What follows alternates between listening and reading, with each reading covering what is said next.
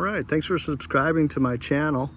Similar to my other van video, I'm just going to do a quick walk around, and then this video will be focused on the methods and materials, how I went about the build, the time it took, and a pretty close estimate to the cost. It's 2019 Ford Transit, just before they changed the interior and the body, the all-wheel drive. This is the EcoBoost 3.5 liter. There's a homemade DIY roof rack that I made out of C-channel. The awning is made by ARB. Got a lot of questions on that. That's a popular overlanding company. You put it up yourself. 400 watts of solar on top, the skylight, a max fan.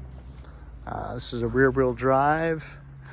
I ordered it specifically so that I could have the windows and the relay, most notably next to the front seat, to use the engine as a generator. When you order it that way, it comes with a heavy duty alternator, 2 AGM batteries underneath the seat, and when you turn the ignition, you can connect to a relay that'll provide about 175 amps. So you cannot charge lithium batteries from that relay, but you could hook up a DC to DC charger. I chose, however, to just have 2 AGM batteries connect to the starting AGM batteries and use the engine as a generator. I can pull 1500 watts. I have a 2000 watt inverter. So that runs most household appliances, teapot, microwave, toaster. All right, I ended up covering the windows because of the heat, so I've added some vinyl, coated the windows with vinyl. It's a economy flip down tailgate that you may have seen in the interview with Bob. Again, shout out to Bob. Thank you, Bob, for all that you do. All right, let's go inside. Methods and materials. A quick talk about that. So the van came with paneling.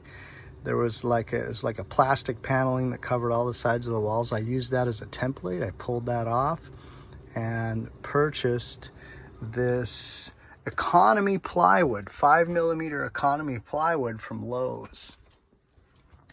And really easy to work with. I think it was about $20 a sheet, and had a nice finish. Turn on some lights here. Okay, and we use that to cover all the windows. I made cardboard templates for the windows and just used rare earth magnets. So on the back side of this 5mm plywood, it was from Lowe's, there's a 1/2 inch of insulation with spray glued some reflectix onto that. So the heat, the radiant heat that comes in through the window, or used to rather, would reflect back out. And so that's what that is. And some rare earth magnets, and just glued the magnets into the insulation, taped them over, and then rare earth receiving magnets to hold those up. The intention was to pull them down when I wanted views, but I just leave the door open, and that's pretty much my view. So they do help to insulate the windows. So back to the paneling that came on the side of the van. I pulled it off, used it as a template, and cut out this wood plywood paneling, and then used a cross nut plug system. So they're pre-bulbed little plugs that you insert into the holes that had the plastic snap ends, and then it gives you a 1/4 inch thread, I believe is what I use, 1/4 inch pre-bulbs, and screwed the paneling to the van, as many spots as I could, to make a nice solid connection. I removed the existing vapor barrier that came with the van and replaced it with reflectix. So I've had a lot of questions about the insulation. I do have some videos about that. I used 3M Thinsulate, the thicker stuff, about $450 worth, to wrap all the way around, stuffing it in. It's just like a giant big sleeping bag. For the roof, I had to level out the roof to get in this skylight. So I had to build layers using the 5mm plywood to make the roof nice and flat. And again, the cross nut plug system I used to build up rows of plywood where the roof members are, where the support structure is. And then all of the siding that you see, the tongue and groove, is just economy siding from Lowe's. It's real thin. I used linseed oil to stain it, as with everything else in the van, and a couple of coats of water-based polyurethane finish. It is then glued to the paneling. So all of these panelings can come off. There's screw holes cut out so I can remove the side of the van. And as far as that goes, most of the utilities, the water, the gas, the electric, the DC electric and some 110 is ran behind the paneling, like here, and here. And some of it was ran up in the cupboards, where I can access it for like the lights and the fan. I have a bank of switches over here, some USB in the T section in this inset. And I have another video that talks about how I did that inset. That inset was built into the paneling. So when I screwed the paneling to the wall, the inset was already attached to the paneling and it just sits in there. Yeah, some USB outlets and a 110 over here. We've got the, this is some 1/4-inch plywood that I sealed both sides, and you can get this track. It's economy cabinet track, comes in 6-foot lengths. Also from a hardware store, Lowe's, Home Depot. Pretty cost-effective solution to making cabinets. Let's get some more natural light in here. We got the skylight. The skylight, the heater, two of the more expensive items. But this was my first thing I installed. I do have a video of cutting that in, a little time lapse. So I'll post that as a short. That was kind of fun. A little nerve-wracking. It fit just between two of the support structures. So that was great. And then I built everything else after that. Blackout curtains from Walmart, really nice. This is just an expandable shower bar. That was the second thing I installed, and I think I drove around for about a week just with those blackout curtains. And there's a set in front and a set in back, and they fit really nicely, the shower bar, into an inset in the foam. And I just wrapped the foam with some black sheet and spray glue, as I did the carpet. A little spray glue. It's just some economy carpeting made from recycled water bottles.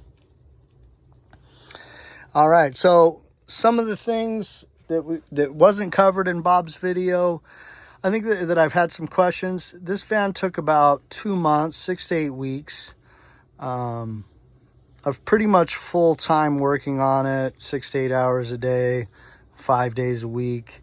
I was very fortunate to have that time off, and well, I kind of been van lifing so for a number of years, as you may know from, again, Bob's video.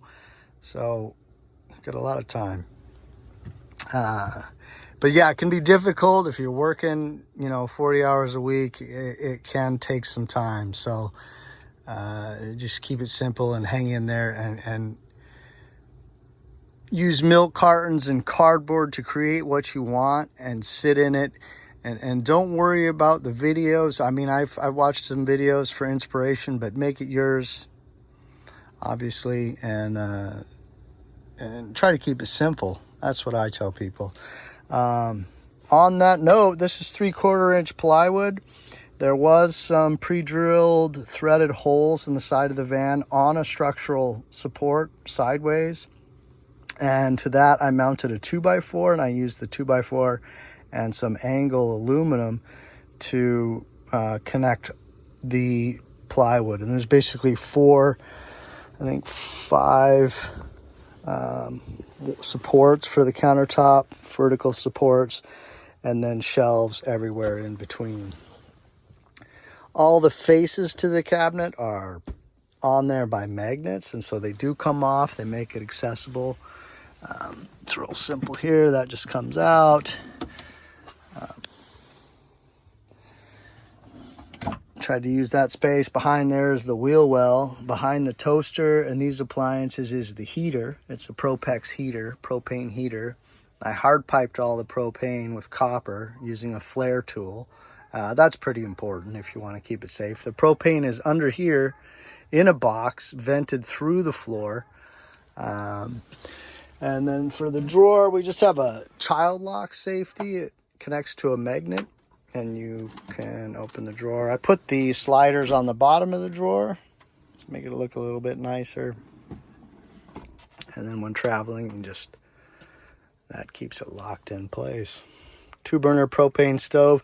Again, most of the energy used in this van is provided by propane. On-demand propane water heater, 2-burner propane stove, and then the propane heat and a digital thermostat. Another inset. I have a TCL. It's an inexpensive TV from Walmart that I built into the inset. So when I mounted the paneling, the TV fits in there. It's held in by the trim. And then there's a couple of cabinets, medicine cabinet, bathroom, and a spice cabinet. All right. I think that covers about it. The overall cost, I would say, is somewhere between $6,000 and $8,000. I didn't really keep too many notes. I had some money from selling my other van, and so that was my budget after paying off some debts. This is a hard maple counter. I don't know if I'd do that again. I think I've since changed the wallpaper. That's kind of fun. That just peels off. We've got the shower, which I hardly ever use because I have a gym membership. A lot of van lifers know you just get the gym membership if you're in and around cities. And then if I'm out anywhere boondocking, I can just use the outside shower and the flip down gate. So that's really nice. Skylight, my favorite. It opens up. You can see that it's venting. That's where I draw in all the passive air. Use the max air fan. It's on now. The bed. Let's put that over. So it's a twin mattress, foam mattress that I just cut and put a fitted sheet on, and it folds out. When it folds out, the seam is pretty nice. You don't even know it's there. It just folds down and pushes down. And then you have a twin bed.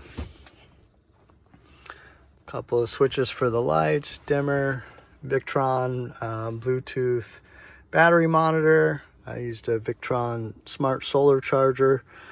And then again, 2 100 amp hour AGMs. If you connect directly to a motor or to a relay, your battery chemistry must match. Otherwise, a DC to DC charger if you're using lithium. Okay, thanks for watching. Bye.